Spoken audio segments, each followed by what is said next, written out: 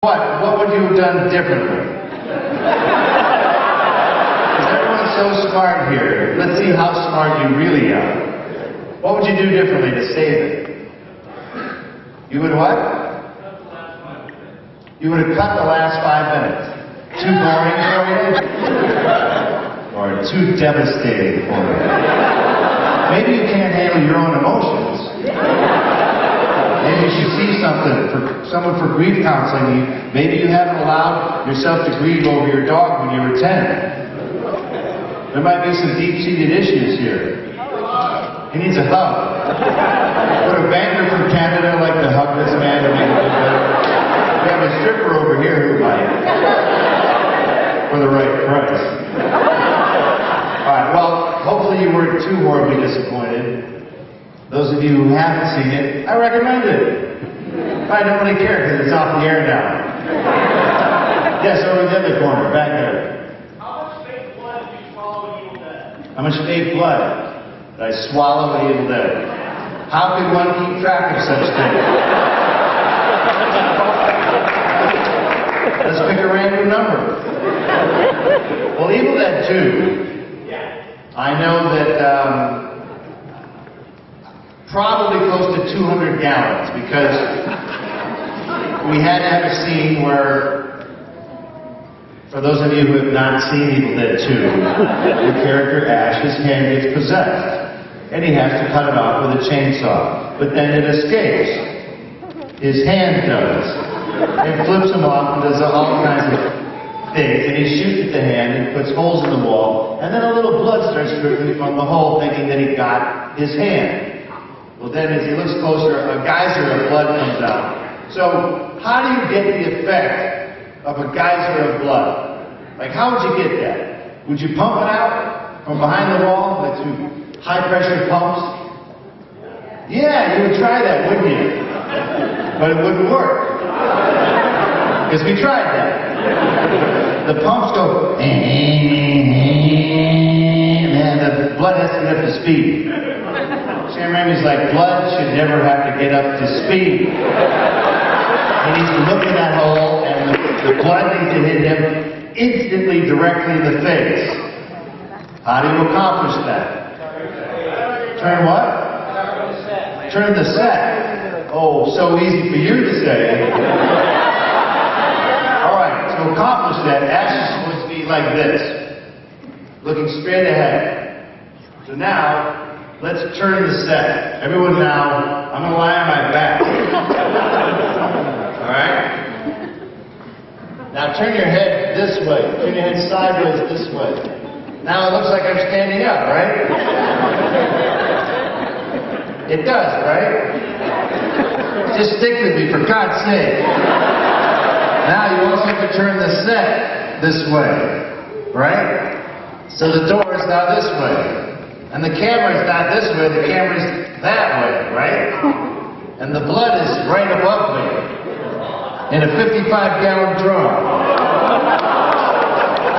And it has a plug that they're going to pull. So Sam Raimi, because he's very safety conscious, asked the special effects guy, hey, how long is this going to take? The guy shrugs. He goes, well, I guess 55 gallons worth. And Sam goes, okay, Bruce, if you're drowning, wave your arms. Like, you stupid idiot, I'm supposed to do that anyway. He goes, shut up! Just shut up and do what I tell you to do. So we unleashed the 55 gallons that went into my face quite successfully. And then we did it with a black color and then a red color, each about 2 times. So, yeah, you're pushing 200 gallons just for one fucking shot. So, there's your answer to that. One day.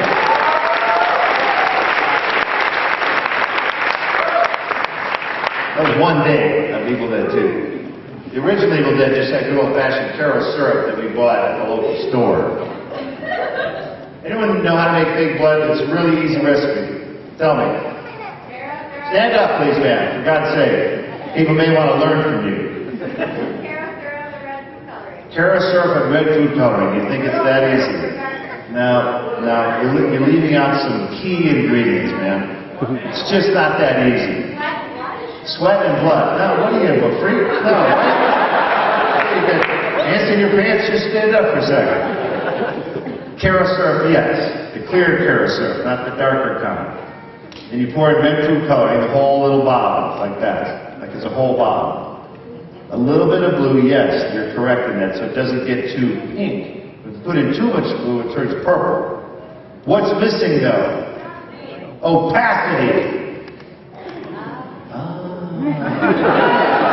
Go home tonight and cut yourself on the wrist and check it. Oh, well, maybe somewhere else. Maybe not on the wrist. And check it. You'll see that blood is opaque. Cornstarch.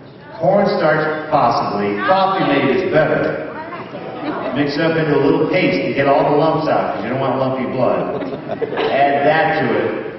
Now you've got opacity. Thank you very much. And that costs, I think, about $3.29 for a whole movie's worth of fake blood. Yeah. But the flies love it too, so beware. Yes. Stand up, please. Yes. The sweet Elvis moves in Bubba Hotel. I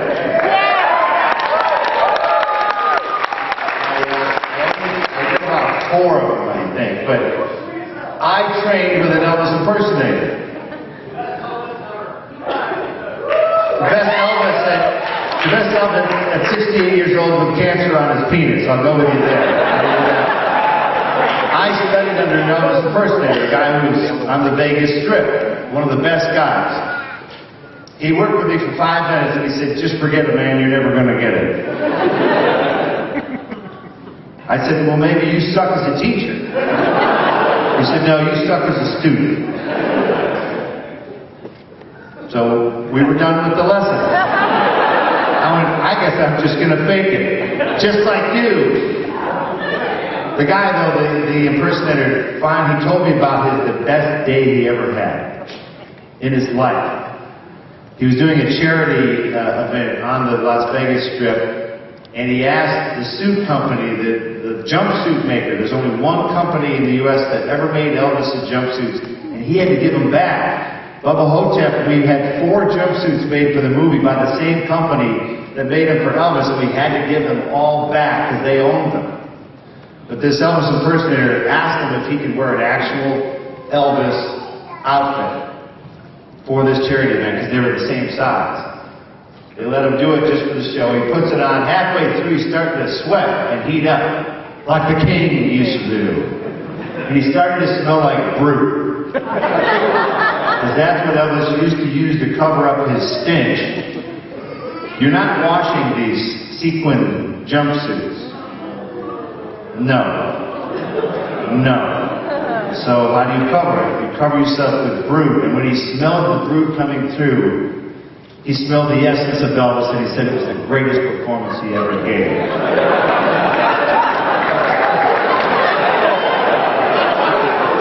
And that's why I'm glad he quit on me. Weird son of a bitch. Yes, right here. Speaking of Bubba Hotep. Speaking of Bubba Hotep. Is there any progress on Bubba Nosferatu? Any progress on Bubba Nosferatu? The only thing I will say is that Joe Lansdale is fiddling around with a story for that right now. So,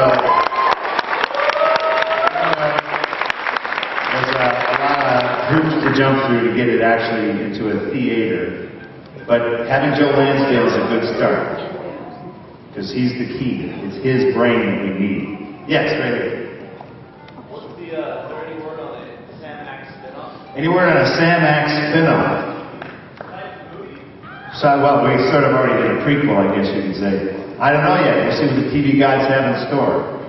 If you throw yourself at the door of NBC Universal and beg them, otherwise you'll light yourself on fire, they might listen to you. I don't know. Yes? Do you actually have any projects in the works? Do I actually have any what? Any upcoming projects? Any upcoming projects? No, why the hell do you think I'm here, baby? No, silly, I was coming here either way. I do, but they're all bogus and in the early stages, which are no real purpose talking about, because half of them will never happen. Don't cry for me, Argentina. Yes, right there, in the middle, yes. What's your favorite piece of writing you've ever played? My favorite piece, my favorite script, favorite Role for you personally. favorite role? You know, lines and everything you play. I narrow it to a top 5 kind of deal. You know, the Ash character is certainly top 5 as far as he doesn't really have any real skills. I mean, I like that. He's not former CIA, Navy SEAL, he's not any of that. He's just a jerk who works at S-Mart who doesn't know anything about anything. And in Army of Darkness, if you realize, he caused the deaths of hundreds of innocent people. Because he was so stupid, he couldn't remember 3 goddamn words. I love playing characters like that. I can't believe that Universal Studios released that movie with a hero who causes the death of innocent people. It's not the hero archetype you're going to usually have. So that was fun. The Adventures of Briscoe County Jr. was top 5. Where were you in 1994? But thank you anyway. Because the lead character was Harvard educated, but he was a cowboy. So he was smart and he could, you know, get in bar fights. So that was a fun character too. Bubba Hotep was a fun character, Elvis. Because every man in this room has sang some stupid Elvis song by himself, in a car, in the shower. You all at one point wanted to be Elvis. So I'm not going to say no to that when that came up. And then probably Sam Max is another top 5. As far as, it's the longest I've been employed in one consistent manner. We finished in August 2nd after 7 seasons. That's a long time. It's 111 episodes we did of Burn Notice. We tied Miami Vice. We're each 111 episodes exactly. So, number 5, I guess, remains to be seen. Thank you for your insightful question. Yes, dead person mask. And what are you today? Skeleton. A skeleton. What are your thoughts on playing Bruce Campbell in My Name is Bruce? My thoughts of playing Bruce Campbell and My Name is Bruce. Mike Richardson, who owns Dark Horse Comics, a very cool comic book company, approached me with Mark Verheiden, great writer, and they said, Bruce, how about if we do a movie where you play a guy named Bruce Campbell, who's a jerk, a loser, and an idiot. A small town comes to him to help save them from fighting a monster, but he can't really do anything. What do you think? I'm like, where do I sign up? The problem is when you play a character named by yourself, there's some guy in Iowa, or Indiana in this case, who thinks I actually feed my dog whiskey in a dog bowl that I occasionally drink from that same dog bowl as well.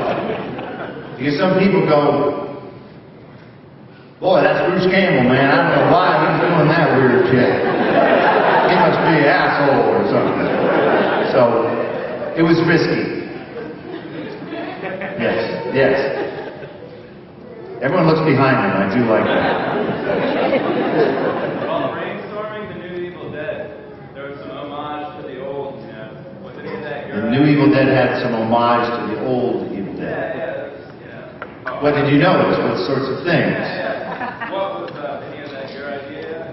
And Well, Sam Raimi was, you know, I think it was mostly the director, Fede Alvarez. He wanted to give little treats. So the Delta is there, Sam's piece of craft car is there outside the cabin. So little hints like that. Lots of special little sound effects from the original movie. We snuck in there that no one would really know. But did you see the remake? People were very skeptical. They were very mad. They're very upset that we were going to remake the movie. I'm like, what? Now all of a sudden Evil Dead is better? You can't remake that. That's a classic. That's not what reviewers said 30 years ago. Oh, look at that. That's a classic. So you saw it. What letter grade would you give it? A++. A++. Did you like the carnage and the mayhem? At least there was plenty of that, right? Chainsaws, yeah. Down with the road. Yeah, okay, alright, so you felt satisfied. Also, who would win in a fight? Your hand or the hand from Adam's family? Who would win the fight?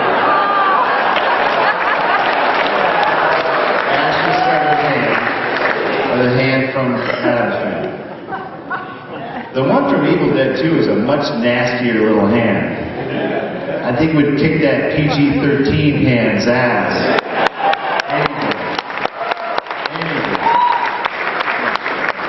Yes, sir. Yeah, thank you for the video games. I'm a fan of all the stuff that y'all Fan of video games. You played any of them, or do you have... Do I play video games? No, the Evil Dead video game. Have I played the Evil Dead video game? Yes. I suck at video games. As Ash, I couldn't cut my way out of a wet paper bag in those games. I did a movie called Serving Sarah with Matthew Perry. And we were walking to the set one day, because we did a movie together, me and Matt. He says, hey, you know that Evil Dead video game sucks. I go, oh, really? You think it sucks? Why? You couldn't beat it? He says, no, I couldn't beat it. I said, then maybe you suck. He went into rehab the next day.